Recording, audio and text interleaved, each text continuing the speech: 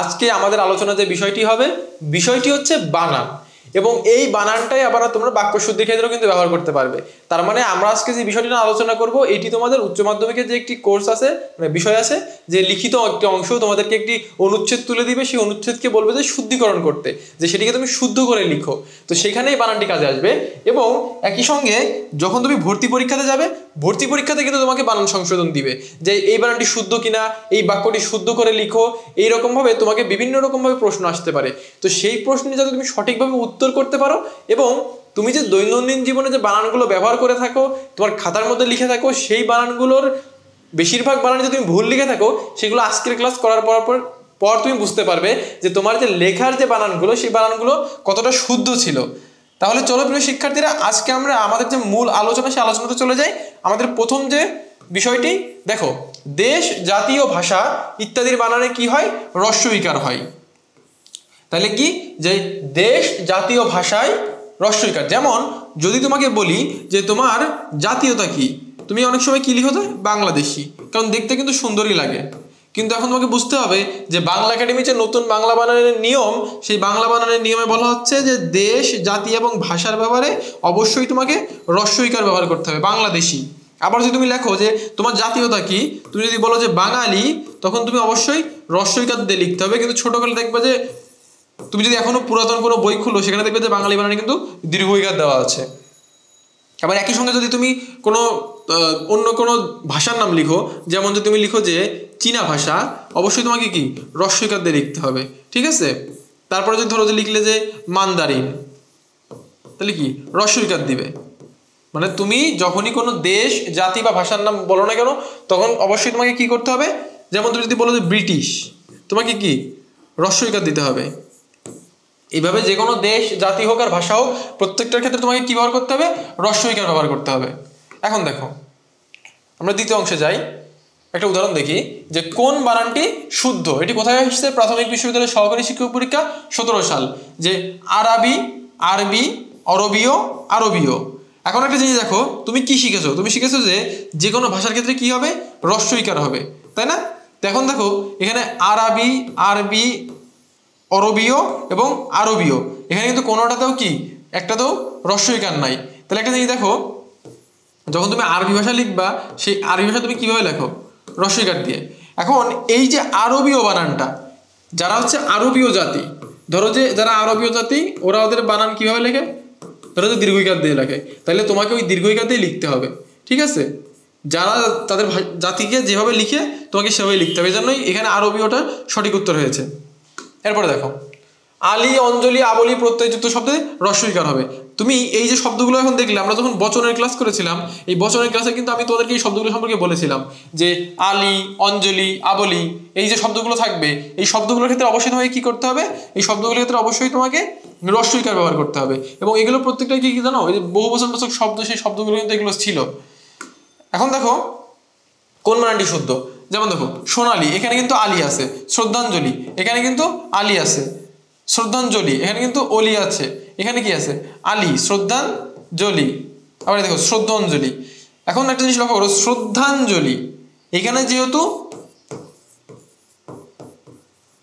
অলি আসবে, সেজন্য কি এর বানানটা সবসময় হ্রস্ব ইকার দিয়ে তোমাকে লিখতে হবে। যার কারণে কি শ্রদ্ধাঞ্জলি বানানটা হচ্ছে শুদ্ধ। আর এখানে যে দীর্ঘ ইকার দেওয়া হয়েছে, এখানে অলি থাকার পরেও, সেজন্য এটা কি ভুল। এখানে সবসময় কি হ্রস্ব ইকার হবে, আর এরা যে দীর্ঘ ইকার দিয়ে, সেজন্য কি এটি ভুল। এবার দেখো, পদের শেষে যদি জীবী থাকে, দুটো দীর্ঘ ইকার হবে। এখন দেখো, আমরা যখন লিখি বুদ্ধিজীবী, ঠিক আছে, অনেকে কি হয় লিখে, এভাবে লিখি না, কারণ এভাবে নিজের মনের কাছে শুদ্ধ মনে হয়। পেশাজীবী,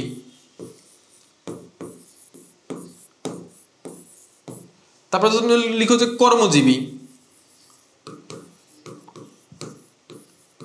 দেখো, এই প্রত্যেকটা বানানে কিন্তু আমরা বেশিরভাগ সময় এইভাবে লিখে দিই, কর্মজীবী, বুদ্ধিজীবী, পেশাজীবী। কিন্তু আমাদের নিয়ম কি বলছে? আমাদের নিয়ম বলছে যে যখনই কোনো শব্দের শেষে জীবী থাকবে, যখনই কোনো শব্দের শেষে জীবী থাকবে, সেটি সবসময় দুটোকেই দীর্ঘ ইকার দিতে হবে। দুটোকে কি দিতে হবে? দীর্ঘ ইকার দিতে হবে।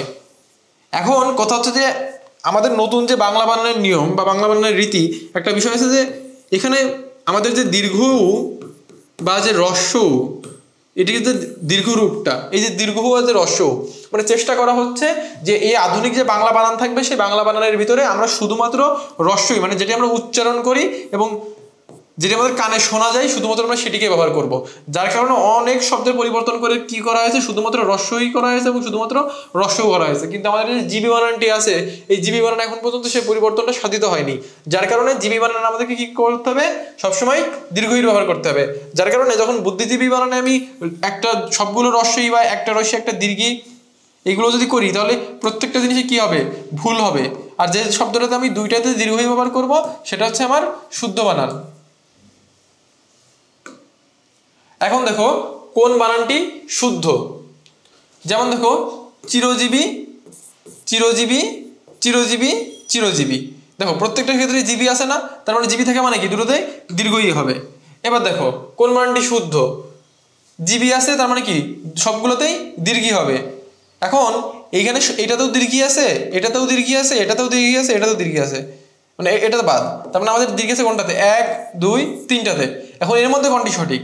এখন একটা জিনিস জানো, ক্ষীণ বানানে কি হয়, ক্ষীণ বানানো হয় কি মূর্ধন্য, ক্ষীণ বানানো হচ্ছে মূর্ধন্য। তো মূর্ধন্য হওয়ার কারণে আমাদের এই বানানটি হচ্ছে শুদ্ধ। এখানে কিন্তু আবার যে নত্ব বিধানের নিয়ম চলে আসে, তাই না, যে মূর্ধন্য স্বর পরে কি হবে মূর্ধন্য। এখন তুমি কাছে প্রশ্ন হতে পারে যে মূর্ধন্য স্বর কোথা থেকে আসলো, এখানে তো আছে ক্ষীয়, ক্ষীয়কে যখন আমরা ভাঙি তখন কি লিখি, ক প্লাস মূর্ধন্য স্বর। এই মূর্ধন্য স্বরের জন্য এই বানানের মূর্ধন্য আসছে। এরপর দেখো যে রেফের পর ব্যঞ্জন বর্ণের দ্বিত্ব হবে না। যেমন আমরা যখন আগে লিখতাম অর্জন, এইভাবে গর্জন, এইভাবে, ঠিক আছে। তারপর যদি লিখতাম দুর্জয়, আমরা কিন্তু এভাবে যখনই রেপ ব্যবহার করতাম আমরা একটা দ্বিত্ব করার একটা আমাদের প্রবণতা ছিল যে আমরা দ্বিত্ব করতাম। কিন্তু আমাদের বাংলা একাডেমি বলছে যে তোমরা এখন এভাবে দ্বিত্ব করবা না, কারণ আমি যখন উচ্চারণ করছি অর্জন তখন কিন্তু আমার উচ্চারণটা এরকম হচ্ছে অর্জন, গর্জনের ক্ষেত্রে একই রকম। তো এখানে কিন্তু দুইটা জয়ের উচ্চারণ আসছে না, যেহেতু দুইটা জয়ের উচ্চারণ আসছে না সেজন্য আমরা কি করব, যেটি আমাদের কানে শোনা যাচ্ছে সেটি আমরা করব। সেই জন্য এই যে অর্জন বানানটি আমরা এভাবে লিখবো, দুর্জন মানে একটা জবাব দিয়ে দিব, গর্জন মানে একটা জবাব দিয়ে দিব। তার মানে বাংলা একাডেমি যে প্রয়াসটা হচ্ছে যে আমাদের যে বাংলা উচ্চারণের যে ধ্বনিগুলো বা যে শব্দগুলো আমাদের কানে ঠিক যেরকম ভাবে আসে, আমরা যেভাবে উচ্চারণ করি সেটিকেই আমাদের বাংলা বানানের নিয়ম করার তাদের একটা প্রবণতা বা একটা চেষ্টা দেখা যাচ্ছে, যেটি কিন্তু আমাদের জন্য আলটিমেটলি আরো সুফল বয়ে আনবে। কারণ আমাদের ক্ষেত্রে যেটি হয়, যেমন ধরো আমি যখন বলি উজ্জ্বল, তাই না, স্বাভাবিকভাবে তোমার কানে কি শোনা যায়, উজ্জ্বল। এই বডি তুমি কানে শুনতে পারো না। তা যখন তুমি বানান লিখতে যাবে, তুমি যখন তোমার শিক্ষক যখন তোমাকে বললো যে উজ্জ্বল দিন ছিল, তখন তুমি কি হবে, তুমি স্বাভাবিকভাবেই এই যে এই বটা কিন্তু মিস করে যাবে। তো যার কারণে তুমি যখন বানান লিখবে তুমি কিন্তু এটাকে শুদ্ধ বানান মনে করবে। কিন্তু যদি আমাদের বাংলা একাডেমির নিয়ম মতে আমরা যদি এই বটাকে বাদ দিয়ে দিই, তাহলে আমাদের কিন্তু এই যে উজ্জ্বল বানানের যেটি আমরা শুনছি সেটি আমরা প্রয়োগ করতে পারবো। কিন্তু যখন আমরা এই যে রেপ ব্যবহার করার কারণে নিয়ম একটা ছিল যে আমাদের দিতে হবে, তখন কিন্তু আমরা ওই সুফলটা ভোগ করতে পারবো না। এই জন্য আমাদেরকে একটা জিনিস মাথায় রাখতে হবে, আমরা অনেক সময় কিন্তু বাংলা একাডেমি গালাগালি করে থাকি। প্রায়শই আমরা বলি যে ঈদ বানান আমরা আগে লিখতাম দীর্ঘ ই দিয়ে, বলে যে বেটারা ঈদ বানান চেষ্টা করে দিছে, এটা আমরা করবো না। আমরা এখন পর্যন্ত এই ঈদ লিখবো না, আমরা এটাকেই লিখবো। কিন্তু এটা তো আসলে তারা আমাদের ভাষাকে আরো সহজ করার জন্য করতেছে।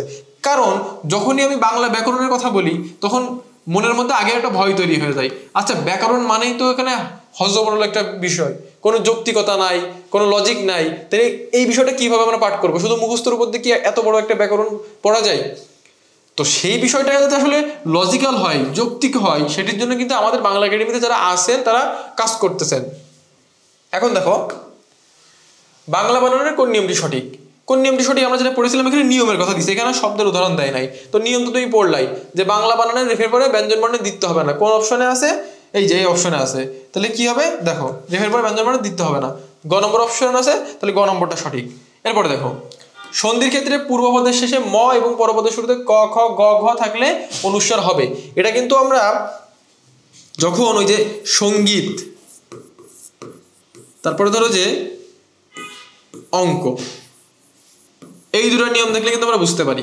আমাদের এখন পর্যন্ত হয়তো অনেকেই অঙ্ক বানানকে এইভাবে লিখে থাকো, কিন্তু একটা জিনিস বুঝবা যে অঙ্ক বানানে উঙো আছে, আবার এর সাথে ক আছে, কিন্তু একটা জিনিস বুঝতে হবে যে যেটি আমার সন্ধিসাধিত শব্দ হবে না, অঙ্ক বানান কি সন্ধিসাধিত শব্দ না, অঙ্ক বানান সন্ধিসাধিত শব্দ না, তাহলে যে শব্দটি সন্ধিসাধিত হবে না সেই শব্দের এই যে অনুস্বার আসবে না, সেটাকে উম দিয়েই লিখতে হবে। সঙ্গীত বানান সন্ধিসাধিত, সঙ্গীত বাংলা হয় হচ্ছে সম যোগ গীত, ঠিক আছে। যার কারণে এই যে যখন আমি সঙ্গীত বানানটি লিখি এর জন্য বলা হয় যে সঙ্গীত বানানটা কি আপনারা এইভাবে লেখেন, এইভাবে অনুস্বার দিয়ে লেখেন, ঠিক আছে, এটা বলা হয়। এবার দেখো যে শৃঙ্খলা শব্দের বানানে উভয় স্থানে অনুস্বার হবে না, কারণ শব্দটি কি, এই যে যেটা তোমাদের অঙ্ক বানানের কথা ক্ষেত্রে বললাম যে অঙ্ক বানান সন্ধিগঠিত শব্দ নয়, এখানে অনুস্বার যদি তুমি দাও কাটা, আর যদি শৃঙ্খলা বানান এটি সন্ধিগঠিত শব্দ নয়, এখানে যদি তুমি এভাবে লেখো শৃঙ্খলা বানান তাহলে তোমার ভুল, কারণ এটি সন্ধিগঠিত শব্দ নয়।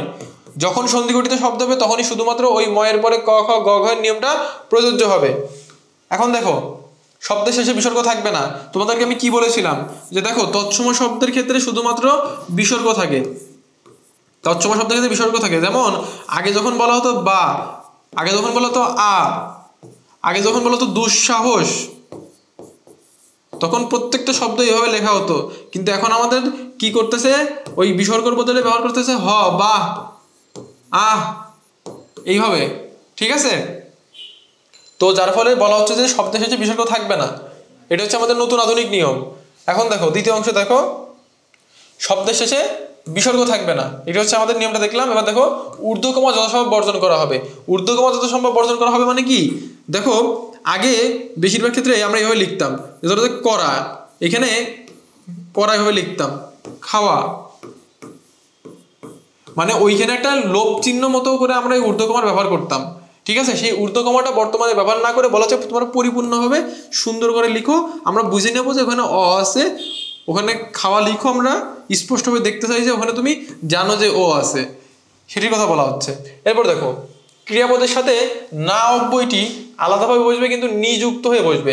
এখন দেখো ক্রিয়াপদ মানে কি, যেমন খাওয়া, এটা কি, এটা একটা ক্রিয়া, করা এটা ক্রিয়া।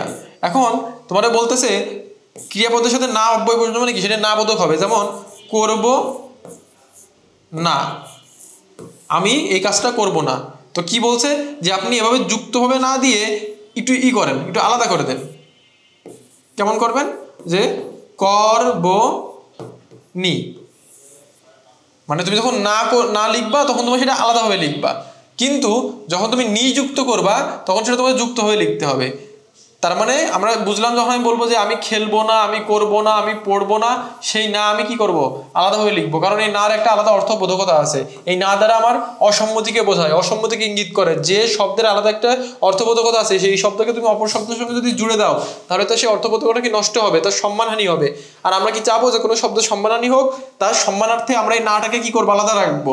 আর যখন আমরা করব নি, এই নি তো একটা উপসর্গ, তাই না, এই নিটাকে আমরা কি করলাম, নিটাকে যদি আমরা যুক্ত করি তখন আমরা সেটাকে কি করব, এর সঙ্গে যুক্ত করব। এবার দেখো পরের অংশে যাই আমরা, যেমন কিরা মানে কারি এবং কারি,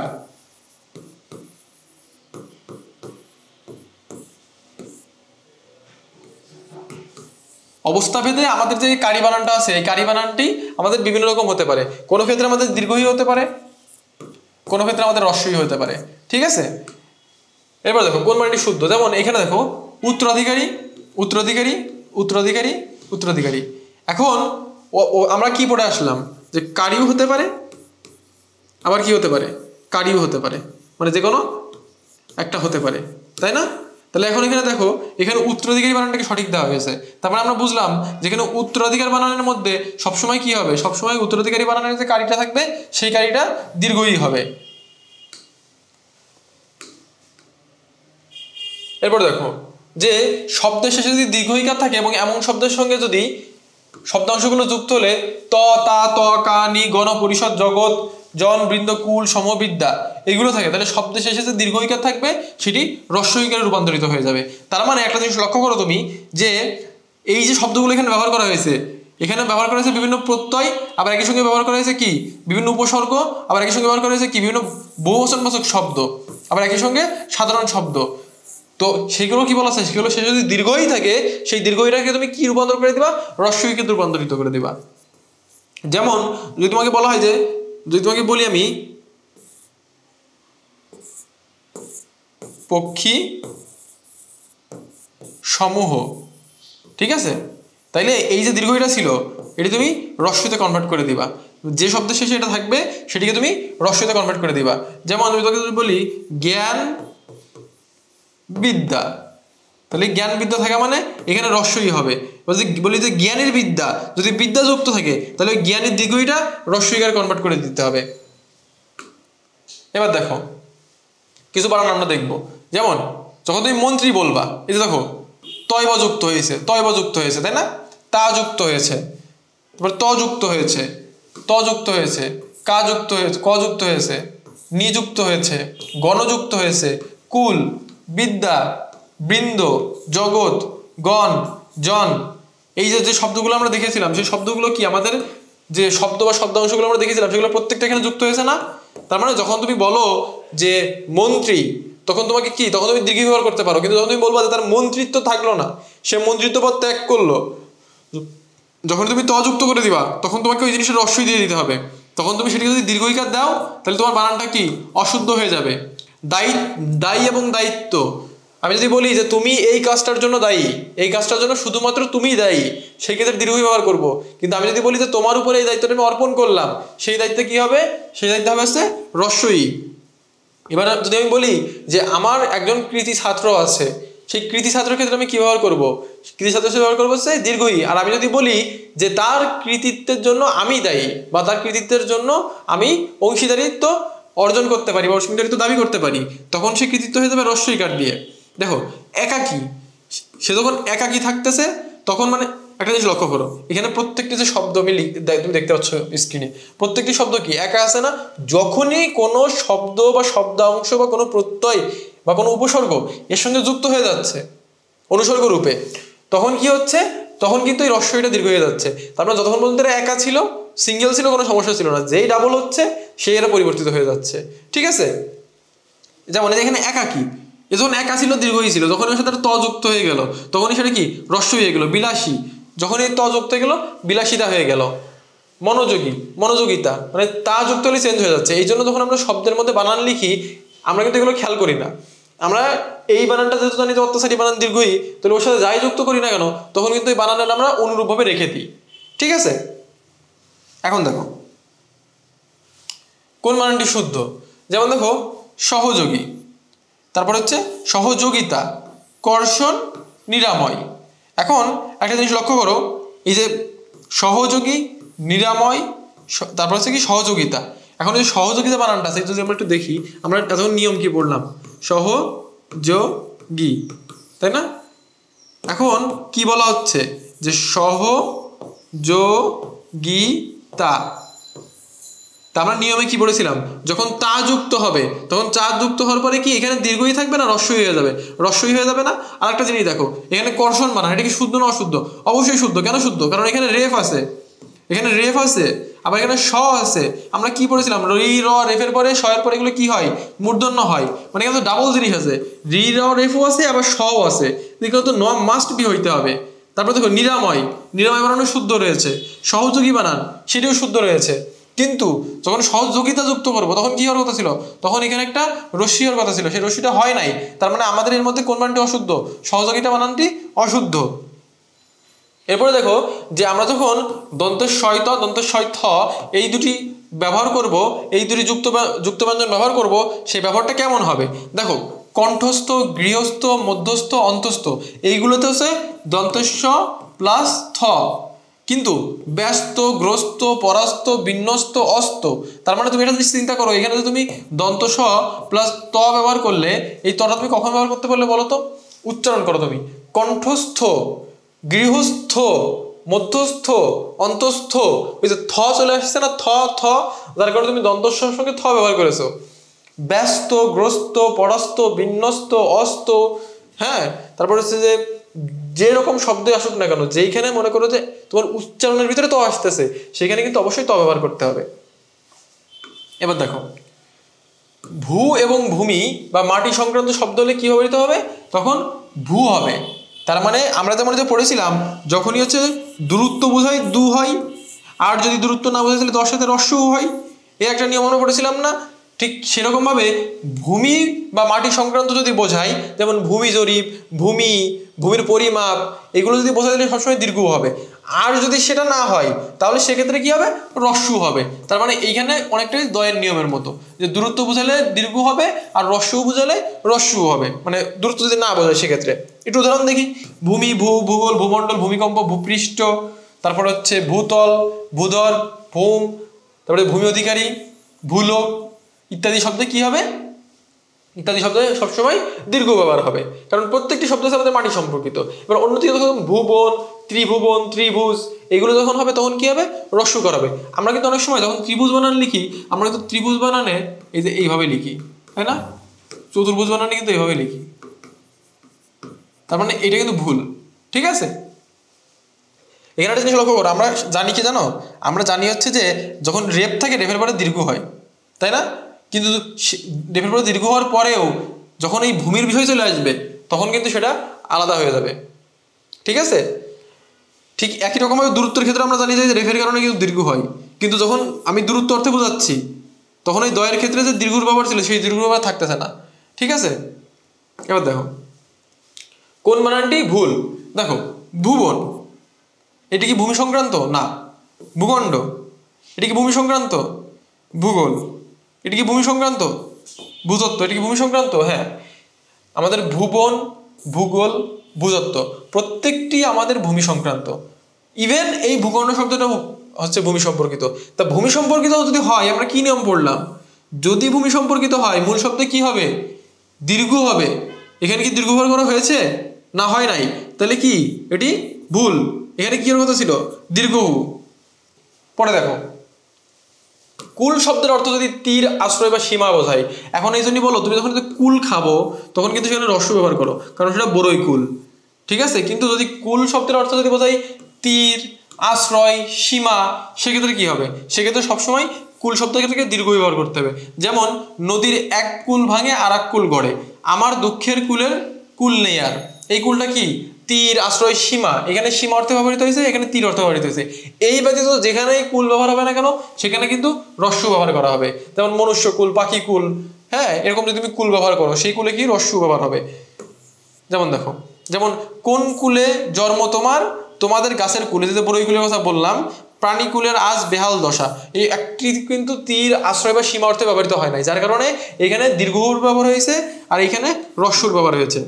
পরের অংশ দেখো, কখনো খণ্ডত্ব, কখনো ত শব্দের শেষে অনস্বর বসবে না, কিন্তু তার সাথে যদি স্বর বা বিভক্তি যুক্ত হয় তাহলে অনস্বর না বসে তার স্থলে কি বসবে, ত বসবে। চলো আমরা একটু উদাহরণ দেখি, তাহলে আমরা সহজে বুঝবো। দেখো, রং, কিন্তু যদি আমরা সাথে বিভক্তি যুক্ত করি রঙে, তখন হবে না, রঙের হবে না, রঙিন হবে না।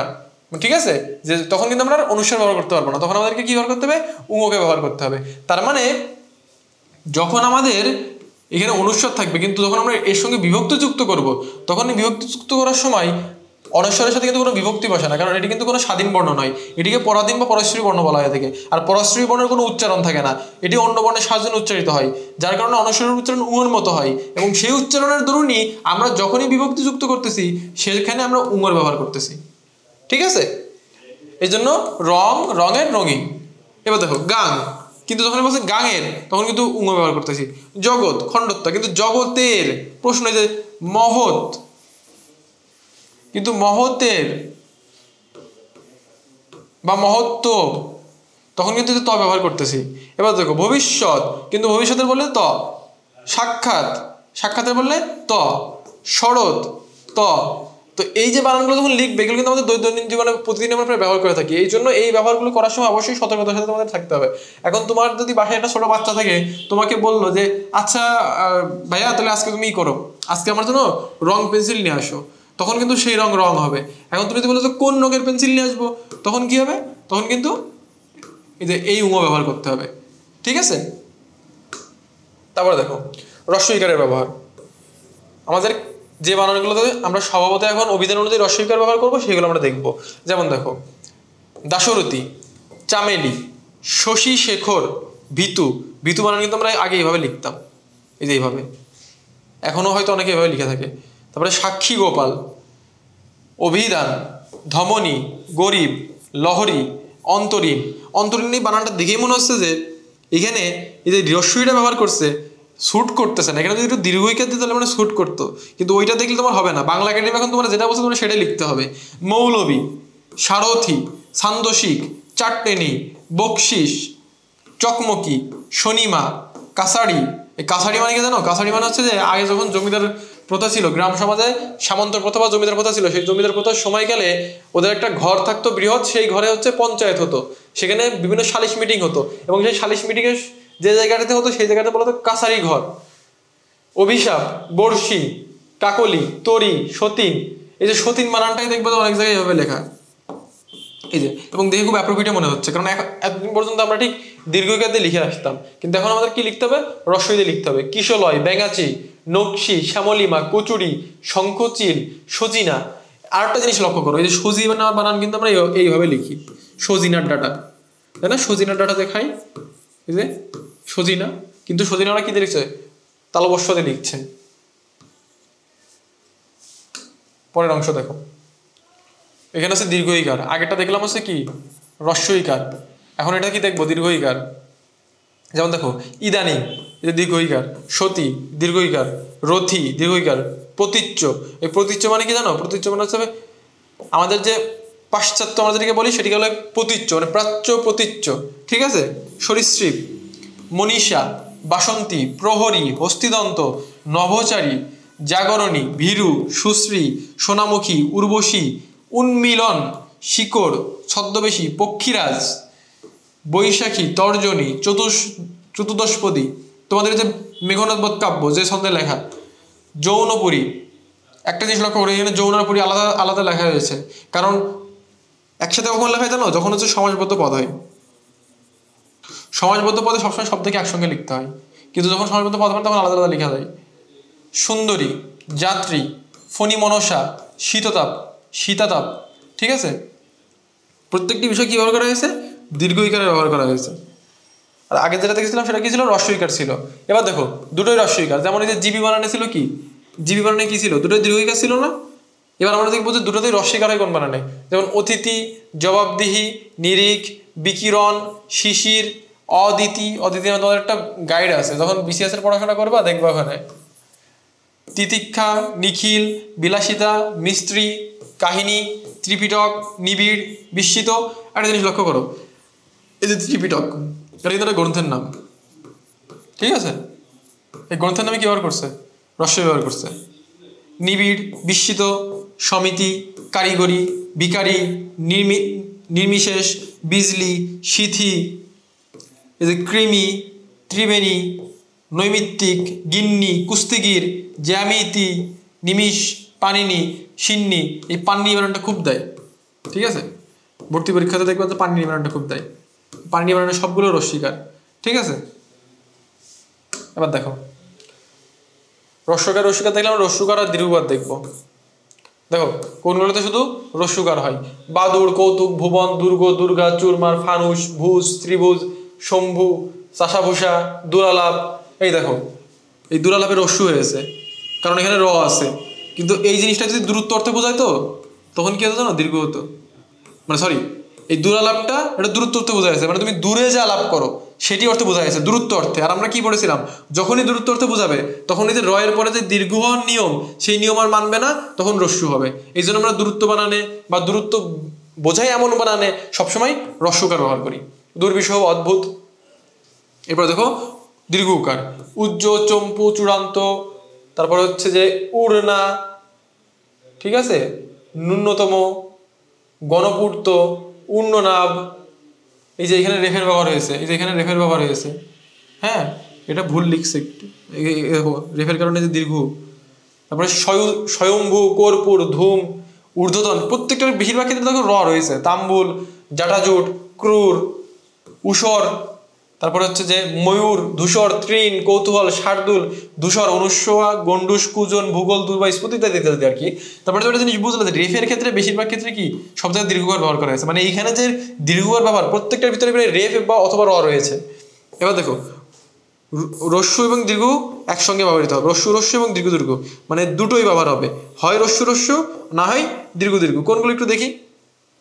দেখো উন্মুখ, এখানে কি রস্যু, মুমুক্ষা রস্যু, উন্মুক্ত রস্যু। তারপর হচ্ছে ভুতুড়ে, কুসুম, গুরুত্ব, খুঁড়তুত, চতুর্ভুজ। এই দেখো চতুর্ভুজ মানে কিন্তু রস্যকার, দুটোই রস্যকার।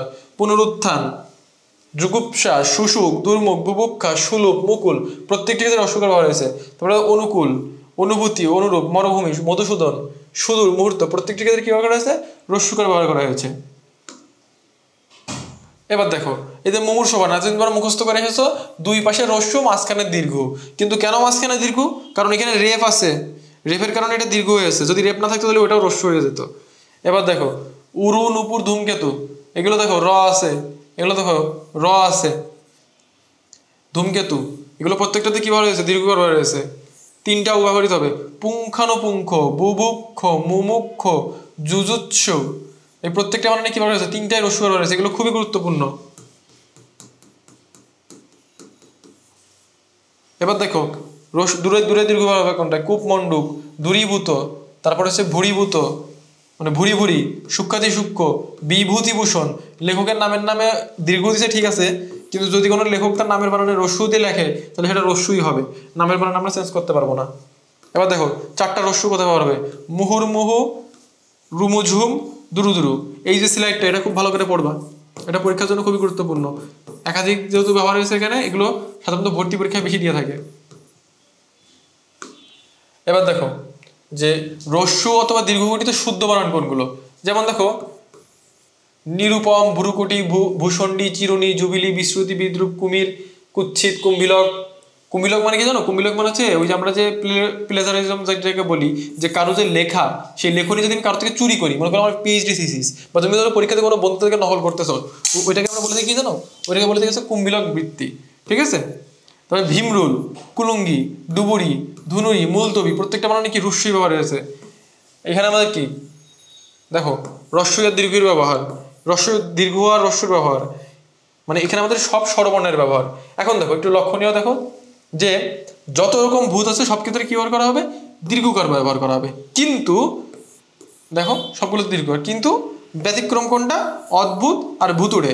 তার মানে এই দুই বাদে দুনিয়া যত শব্দের মধ্যে ভূত আসবে সবগুলোতে দীর্ঘ, শুধুমাত্র এই দুই ভূত মানে ভয় পাওয়া, অদ্ভুত আর ভুতুড়ে, এই দুইয়ের মধ্যে শুধুমাত্র রস্য ব্যবহার করা হবে। এবার দেখো এখানে আমাদের বিভিন্ন পরীক্ষাতে যে প্রশ্নগুলো আসছে সেই প্রশ্নগুলো এখানে আছে। যেমন এখানে বলছে কোন বানানটি শুদ্ধ। যেমন দেখো মুমুক্ষ, একই শব্দেরই বিভিন্ন রূপ দিছে। তুমি কি পড়ছো যে মুমুক্ষ শব্দে কি হয়? তিনটাই হচ্ছে উকার হয়, তাই না? তিনটাই উকার হয়। আর যদি মুমূর্ষ থাকতো তাহলে কি হতো? একটাতে রস্য, একটাতে দীর্ঘ, আর একটাতে রস্যু। এখন দেখো কোন বানানটি শুদ্ধ। নূপুর, ধরো যে তোমার এখন তোমার প্রিয়জনকে নূপুর কিনে দিবা, এখন নূপুর কিনতে যে ওখানে পার্সেলের উপরে লিখছো নূপুর, তা সেই নূপুর বানান তুমি জানো না সঠিক, তাহলে তো সমস্যা। দেখো এখানে নূপুর মানে কি হবে? দীর্ঘ হবে, আর এটাতে কি হবে? রস্যু হবে। সবগুলোতে রস্য হবে না, কারণ আমরা কি পড়েছিলাম নূপুর বানান নিয়মের মধ্যে পড়েছিলাম যে আমাদের একটা হবে দীর্ঘ আর একটা হবে রস্য। এরপরে দেখো যে নিচের কোন বানানটি শুদ্ধ। এখানে আছে ন্যূনতম। দেখো এখানে যখন তুমি রস্য উচ্চারণ করবা সেটা উচ্চারণ কি? ন্যূনতম। কিন্তু তুমি কি উচ্চারণ করো? ন্যূনতম। এখানে জফলার উচ্চারণটা কিন্তু তুমি ওইভাবে করো না, একবার তুমি সরাসরি জফলার উচ্চারণটা বাদ দিয়ে দাও। তাহলে এখানে সঠিক উচ্চারণ কোনটি? দীর্ঘকার। এরপরে দেখো কোনটি বানানটি শুদ্ধ? দূরীভূত। তোমাদেরকে কি বলা হয়েছিল? যে যখন দূরত্ব বোঝাবে না, দূরত্ব বাদে যত যাই থাকুক না কেন সেইখানে রল পরে সবসময় কি হবে? দীর্ঘকার হবে। এরপরে দেখো কোন বানানটি সঠিক? অভূতপূর্ব। তোমরা কি পড়লে একটু আগেই? যে অদ্ভুত বাদে আর হচ্ছে ভুতুড়ে বাদে দুনিয়া যত ভূত আছে সব ভূতে কি হবে? সব ভূতে আছে দীর্ঘকার হবে। দেখো হয়েছে না? এরপরে দেখো যে সর্বদা উঙো এর ব্যবহার হয় এরকম কিছু বানান।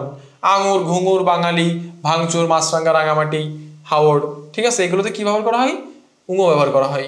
এবার দেখো উঙ প্লাস ক মানে উঙয় ক কোনগুলোতে? অঙ্ক, অঙ্কন, অঙ্কুর, অঙ্কু, সাতঙ্ক, আশঙ্কা, কঙ্কন, কঙ্কাল, কেলেঙ্কারি, ডঙ্কা, ত্রিশঙ্কু। ত্রিশঙ্কু মানে কি জানো? ত্রিশঙ্কু মানে হচ্ছে এমন একজন লোকের কথা বলা হয় যে লোক মনে করো যে স্বর্গ, মর্ত, পাতাল এই 3 জায়গাতেই যার অবস্থান, সে এই 3 জায়গাতে ঝুলয়মান অবস্থায় থাকে। এই ত্রিশঙ্কুকে আমাদের যে মার্ক্সবাদী কবিরা আছে এরা কোথায় ব্যবহার করেন জানো? মধ্যবিত্তকে নির্ণয় করার জন্য, মধ্যবিত্তকে প্রতিকার করার জন্য ত্রিশঙ্কু শব্দটা ব্যবহার করে থাকেন। পঙ্কজ, পঙ্কিল, পালঙ্ক, বঙ্কিম, তারপর হচ্ছে শঙ্কা, শশাঙ্ক, অন্নদা শঙ্কর। ঠিক আছে, এই প্রত্যেকটা শব্দের ক্ষেত্রে উঙয় ক, কারণ এই একটা শব্দ সন্ধিগতীয় শব্দ নয়। তুমি এর মধ্যে কোনো শব্দকে বলতে পারবে না যে স্যার এটা হচ্ছে সন্ধিগতীয় শব্দ, তাহলে আপনি এখানে কেন উঙয় ক ব্যবহার করছেন? যদি এগুলো সন্ধিগতীয় শব্দ না হতো তাহলে প্রত্যেকটাতে তোমার কি লিখতে হতো? অনুস্বার দিয়ে লিখতে হতো। ঠিক আছে, এবার দেখো উঙয় খ। আকাঙ্ক্ষা, কাঙ্ক্ষিত, শুভাকাঙ্ক্ষী, হিতাকাঙ্ক্ষী। উঙয় খ পুঙ্খানুপুঙ্খ, উচ্ছৃঙ্খল, শঙ্খ, শৃঙ্খলা। মানে ওখানে ছিল হচ্ছে উঙয় ক, এটা তো হচ্ছে উঙয় ক্ষিয়, আর এটা হচ্ছে উঙয় খ। এই উঙয় ক্ষিয়রটা অনেক আসে পরীক্ষাতে। ঠিক আছে, এরপর দেখো উঙয় গ। অঙ্গ, অঙ্গন, অঙ্গাইনী, অঙ্গীকার। মানে এই বানানগুলো সাধারণভাবেই তুমি, এগুলো তো ভুল হওয়ার কোনো সুযোগ নাই, এগুলো তো তুমি যা উচ্চারণ করো সেটাই লিখো। ঠিক আছে, এবার দেখো উল্লঙ্ঘন, জঙ্ঘা, লঙ্ঘন। তারপর দেখো নপুংসুক, ট্যাংরা, ফড়িং, ল্যাংড়া, কিংকর্তব্য বিমূর, গাংচিল, সংজ্ঞা। এই প্রত্যেকটা শব্দে কি ব্যবহার করতে হবে? অনুস্বার ব্যবহার করতে হবে। এটা হচ্ছে ব্যতিক্রম আমাদের। এবার দেখো বানানের ক্ষেত্রে খণ্ডত্ব কখন ব্যবহার করবো? আমরা তো তর ব্যবহার দেখলাম, কিন্তু খণ্ডত্ব কখন ব্যবহার করবো আমরা? যখন আমরা বানান লিখবো। যেমন দেখো অকস্মাৎ, অকিঞ্চিতকর, উৎপাত, উৎকুন, উৎসুক, কিঞ্চিত। মানে প্রত্যেকটা বানানোর উচ্চারণ করার সময় শ্বাসাঘাত পড়তেছে একটা। তোমাদেরকে যে আমি ধ্বনি ক্লাসে বলেছিলাম যে শ্বাসাঘাত কি, বা সন্ধি ক্লাসে বলেছিলাম যে শ্বাসাঘাত কি, যে তখন কোনো শব্দ উচ্চারণ করার সময় সেখানে একটা আঘাত পাই, আঘাত পেয়ে একটা বাধাপ্রাপ্ত হয়, বাধাপ্রাপ্ত একটা হর্ষ চিহ্ন চলে আসে, সেখানে কি আমরা কি ব্যবহার করি? হর্ষ চিহ্ন ব্যবহার করি। আর হর্ষ চিহ্ন ব্যবহার করা মানে সেটা খণ্ডত্ব।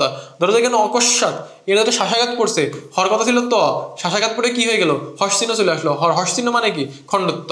এই জন্য অকিঞ্চিত কর, উৎপাত, দেখো একটা একটা বাধা পাচ্ছ, কোন বাধা পাচ্ছ? তো এটা বাধা না, ওই বাধার কারণে এইখানে তো তটা হওয়ার কথা ছিল, তোর নিচে হর্ষ চলে আসছে, আর হর্ষ চলে আসে সেটা হয়ে যাচ্ছে কি? খণ্ডত্ব। ঠিক আছে, এখানে প্রত্যেকটা বানানি একই রকম। বৃহৎ, সাক্ষাৎকার, এখানে হঠাৎ লিখছে, এটা একটু ভুল হয়েছে, হঠাৎ হবে। ঠিক আছে, ভগবত, ভবিষ্যৎ, ভর্ৎসনা, তারপর হচ্ছে যুগপৎ, শরৎ, শীতকার, প্রত্যুৎপন্নমতি, সংবিত, তারপর হচ্ছে যে সাক্ষাৎ, বিভৎস। প্রত্যেকটা বানানি হচ্ছে একই রকম। এবার দেখো শব্দের শেষে যদি কৃত, চিত, জিত, সাত এগুলো থাকে তাহলে সর্বদাই কি হবে? আমাদের খণ্ডত্ব হবে। এই জন্য আমরা অগ্নিস্বাদ, ধূলিস্বাদ এগুলো শেষে কি ব্যবহার করি? এগুলো শেষে আমরা খণ্ডত্ব ব্যবহার করি। এই সাত প্রত্যয় যে যুক্ত হয় ওটার সাথে খণ্ডত্ব ব্যবহার করি। সত্যজিৎ, ইতিহাসবিদ, প্রত্নতত্ত্ববিদ। আমরা কি প্রত্নতত্ত্ববিদে কি লিখে থাকি? দ লিখে থাকি না? দ লিখলে হবে না, কি খণ্ডত্ব লিখতে হবে আমাদেরকে। কিন্তু জ্যোতির্বিদ, উচিত, তফাত, জগৎ, ফেরত, কৈফিয়ত, কিসমত, মারফত, এই শব্দগুলোতে আবার কি? যা তয়। কারণ এগুলো দেখো, এগুলো তো যখন আমি উচ্চারণ করছি তখন এই শাসাঘাতটা তৈরি হচ্ছে না। শাসাঘাত তৈরি না হওয়ার কারণে খণ্ডত্বটা খণ্ডত্বের মতোই থাকতেছে না, তখন এটা সেটি তয়ের মতোই হচ্ছে। ঠিক আছে, তো দেখো আমরা যেটা দেখলাম তখন যে আমাদের তয়ের ব্যবহার, খণ্ডত্বের ব্যবহার। এখন একটা আমরা পরীক্ষাগুলোতে দেখি, এটা আমাদের ঢাবি অধিভুক্ত যে 7 কলেজ থাকে সেই 7 কলেজে এসেছে। এখানে একটু দেখো, লক্ষ্য করো যে শতনিস্ফূর্ত, ব্যথা, ধস, আত্মসাৎ। এখন একটা জিনিস লক্ষ্য করো, শতনিস্ফূর্ত বানানে হওয়ার কথা হলে দীর্ঘ হয়, কারণ এখানে রেফ আছে কিন্তু হয়নি। ঠিক আছে, তারপরে ব্যথা বানানে এই যে শুধু এরকম হওয়ার কথা ছিল, সেটা হয়নি। ধস বানানে এখানে বানানটা ভুল হয়েছে। আত্মসাৎ বানানে কি আমরা কি বলেছিলাম? 7 প্রত্যয় যুক্ত হলে সেখানে খণ্ডত্ব হবে, যার কারণে এই যে হয়েছে এখানে কিন্তু। এবার দেখো কোনটি শুদ্ধ বানান? আকাঙ্ক্ষা, আকাঙ্ক্ষা বানান কি দেখেছিলাম? উমর সাথে ক্ষিয়র কথা ছিল, সেটা এখানে হয়েছে না? হয় নাই, এই যে এখানে হয়েছে, এই জন্য এটা সঠিক। তারপরে দেখো পুঙ্খানুপুঙ্খ, আমরা কি পড়েছিলাম? এখানে 3টা উ হবে, তাই না? এবং উমর সাথে কি হবে? খ যুক্ত হবে। তারপরে দেখো যে শুদ্ধ বানান কোনটি? তৎক্ষণাৎ, তৎক্ষণাৎ। এখন দেখো তৎক্ষণাৎ, ওই যে ততটা শাসাঘাত পড়ছে না, ততে একটা হর্ষ চলে আসছে, যার কারণে এই যে খণ্ডত্ব ব্যবহৃত হয়েছে। এরপরে দেখো গুরুত্বপূর্ণ কিছু বানান যে দুটোই দীর্ঘইকার হবে, যেমন উদিচি, জীবনী, মনীষাই, হরিতকি। হরিতকি বানান আগে এভাবে লেখা হতো। তারপরে দেখো মহিষী, উজ্জীবনী, পতিচি, তারপরে সঞ্জীবনী, ভাগীরথী। এই ভাগীরথী বানান আগে এভাবে লেখা হতো, ভগীরথী। ঠিক আছে, এখন ভাগীরথী বলা হচ্ছে। তারপরে অশরীরী, সমীচীন, নীলাম্বরী, এগুলো হচ্ছে দুইটাতেই দীর্ঘ। মানে বানানোর ক্ষেত্রে বিষয়টা হচ্ছে যে তোমাকে বেশিরভাগ সূত্রাবলী মুখস্থ করতে হবে। ঠিক আছে, এবার দেখো মনীষী, দুটোতে দীর্ঘইকার আছে, কেবলটা আমরা দেখলাম। আবার যেমন ধরো যে এখানে অসমীচীন, দুটাতে দীর্ঘ ইকার। তারপর দেখো আর কিছু বানান, যে দিক বিদিক, নির্মিতি, পরিস্থিতি, প্রতিনিধি, কিঙ্কিঙি, ফিরিঙ্গি। এই যে দিক বিদিকটাই কিন্তু আমরা এভাবে লিখি, ঠিক আছে, দিক বিদিক যুক্ত বর্ণ দিয়ে লিখি। সেটা যখন ভাঙি তখন আমরা যে দিক লিখি, কারণ কি, যে সন্ধি নিয়ম অনুযায়ী ক কি হয়ে যাবে, গ হয়ে যাবে, সেই নিয়ম অনুযায়ী যে 1 নম্বর 3 নম্বর হয়ে যায়। এবার দেখো আগে দীর্ঘ ইকার এবং পরে দীর্ঘ উকার। এখানে যে শব্দগুলো আছে যেমন অপরিসীম, জিজ্ঞাসা, নীলমন, ভগিনী, ধরিত্রী, নির্ভীক, বিবাদী, বিপরীত, এই শব্দগুলো কি, এই শব্দগুলো হচ্ছে আমাদের যে আগে যে দীর্ঘ ইকার থাকে পরে সেটা কি হয়ে যায়, পরে সেটা দীর্ঘ ইকার, হ্রস্ব ইকার দীর্ঘ ইকার হয়ে যায়, দীর্ঘ ইকার করে কনভার্ট হয়ে যায়। যেমন একটা বানান দেখি নিরীহ। এই যে কেউ যদি বলো যে আমি অনেক নিরীহ মানুষ, আর সেটা বলে যদি আবার বানান এভাবে লেখো, তাহলে মানুষ বুঝবে আসলে তুমি নিরীহই মানুষ, কারণ তুমি নিরীহ বানানটাও ঠিকভাবে জানো না। নাও তারপরে হচ্ছে যে আগে দীর্ঘ ইকার আর পরে দীর্ঘ ইকার। আগেরটা তো দেখলাম যে আগে ছিল হ্রস্ব ইকার, সেটা পরে দীর্ঘ ইকার হয়েছে, আর এখানে আগে হচ্ছে দীর্ঘ ইকার হবে আর পরে হচ্ছে হ্রস্ব। এখানে আগে পরে মানে কি, ওই শব্দের ভিতরে দুটোই থাকবে, কোনটা আগে কোনটা পরে সেটা এখানে বোঝানো হয়েছে। যেমন অর্থনীতি, জীবিকা, নীলিমা, বাল্মীকি, বিমৃতি, মরীচিকা, শারীরিক, স্বীকৃতি ইত্যাদি বানানগুলা। উদাহরণ হিসেবে আমরা দেখি যে তিতিক্ষা, তিতিক্ষা বানান এই যে এখানে দুটো রস্যি ব্যবহার করা হয়েছে, ঠিক আছে, এখানে দুটো দীর্ঘ ব্যবহার করা হয়েছে, এখানে একটা রস্যি একটা দীর্ঘ, এখানে একটা রস্যি একটা দীর্ঘ। এখানে যে উত্তরটা করা হয়েছে এটা ভুল, এটা হবে। তো দেখো মরীচিকা, মরীচিকা মানে কোনটা সঠিক, একটা দীর্ঘ একটা রস্যি। তারপরে দেখো ই অথবা দীর্ঘ বিপরীত গুরুত্বপূর্ণ বানান, যে তিনটাই দীর্ঘই হবে। অপি নিহিতি, তোমাদের ধ্বনি বিপর্যয়ের মানে ধ্বনি পরিবর্তনের যে একটা নিয়ম, অপি নিহিতি, নিরিবিলি, বিকিনি, গিরিগিটি, জিবিজিবিসা, তারপর হচ্ছে যে নিপীড়িত, নিমিলিত, পিপিলিকা, বিভীষিকা, এইগুলা। এখন দেখো এই যে পিপিলিকা বানান, ঠিক আছে, এর পরবর্তীতে কোন বানানটি শুদ্ধ। দেখো বিপরীত, এটা তো একদম সহজে বিপরীত বানান তোমরা জানো যে বিপরীত শুদ্ধ, তখন দেখো এটা বানান কি হবে। এবার দেখো কোনটি শুদ্ধ, এখানে সারথি বানানটা শুদ্ধ, এটা কিন্তু আমরা আগেই পড়ে এসেছি সারথি বানানটা। তারপরে এখানে দেখো বিভীষিকা, একটা রশ্মি একটা দীর্ঘ একটা রশ্মি। তারপরে দেখো উন্মিলন, উন্মিলন বানান এই যে দীর্ঘইকার। তারপরে দেখো অতিথি, অতিথি বানান কিন্তু আমরা আগেই পড়ে আসছিলাম। অতিথি বানান কি হওয়ার কথা ছিল, দুইটা রস্যের কথা ছিল, দুই পাশেই রস্যই হবে। তারপরে দেখো ভৌগোলিক, তারপরে দেখো আমাদেরকে কি প্রসারিণী, মানে এগুলো সব উদাহরণ তোমাদের আর কি। তোমরা করে বানান বিষয়ক তোমাদের এরকম অজস্র উদাহরণ পেয়ে যাবা। তোমাদের এখন কাজ হবে কি জানো, যে নিয়মগুলো শিখেছো ওই নিয়মগুলোতে শিখলে 1 নম্বরে নত্য, এখন এই বানানের মধ্যে কি কি পড়ে জানো, নত্য বিধানের নিয়ম পড়ে, সত্য বিধানের নিয়ম পড়ে। 2 নম্বরে পড়ে হচ্ছে সন্ধির নিয়ম, ঠিক আছে। 3 নম্বরে পড়ে হচ্ছে সমাসের নিয়ম, সমাসের নিয়ম। এই 3 নিয়ম মিলে তোমার দুনিয়া যত বানান আছে সব বানান এই 3 নিয়মের মধ্যে কমপ্লিট হবে। যখন আমি তোমাদেরকে নত্য বিধান, সত্য বিধান শিখাইছি, সন্ধি শিখাইছি, সমাস শেখাবো ইনশাল্লাহ সামনে।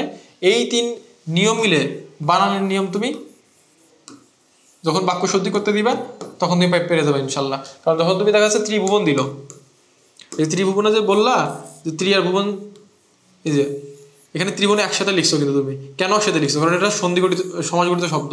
যখনই সমাজগঠিত শব্দ সেটাকে একসাথে লিখতে হয়।